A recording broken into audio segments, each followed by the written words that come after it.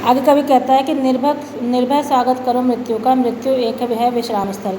फिर कवि कहता है कि तुम वीर हो और वीरों को कभी मृत्यु से डरना नहीं चाहिए, मृत्यु का बल्कि स्वागत करना चाहिए, क्योंकि मृत्यु एक विश्राम स्थल है। क्योंकि मृत्यु हमारे सभी कार्यों से मुक्ति के लिए पाकर एक आराम करने की जगह है। जीव जहाँ से फिर चलता है धारण कर नवजीवन संबल।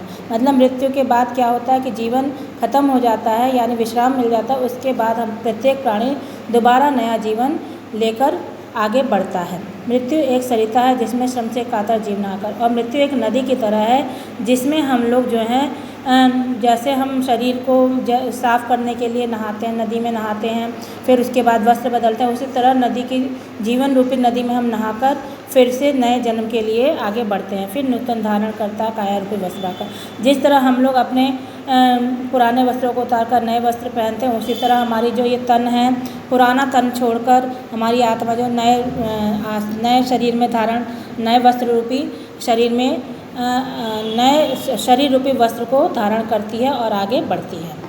सच्चा प्रेम वही है जिसकी तृप्ति आत्मबलि पर हो निर्भर। फिर कवि कहता है लास्ट पैराग्राफ में कि हमारा सच्चा प्रेम वही कहलाएगा जिसकी तृप्ति आत्मबलि पर हो, यानी जिसका अंत किस पर हो, अपने आत्म बलिदान पर हो, यानी अपने आप का बलिदान करने पर हो।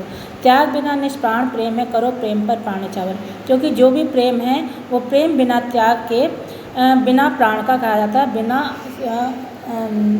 किसी भी तरह का प्रेम जो है बिना त्याग के पूर्ण नहीं होता। करो प्रेम पर प्राण न्यौछावर। इसलिए हर प्रेम करने वाले को, यानी धरती पर या किसी से भी प्रेम करने वाले को प्रेम के लिए किसी से छीनना नहीं आना चाहिए। प्रेम के लिए दूसरों पर अपने जान निछावर करने चाहिए, चाहे वो धरती माता हो, चाहे किसी भी के लिए भी।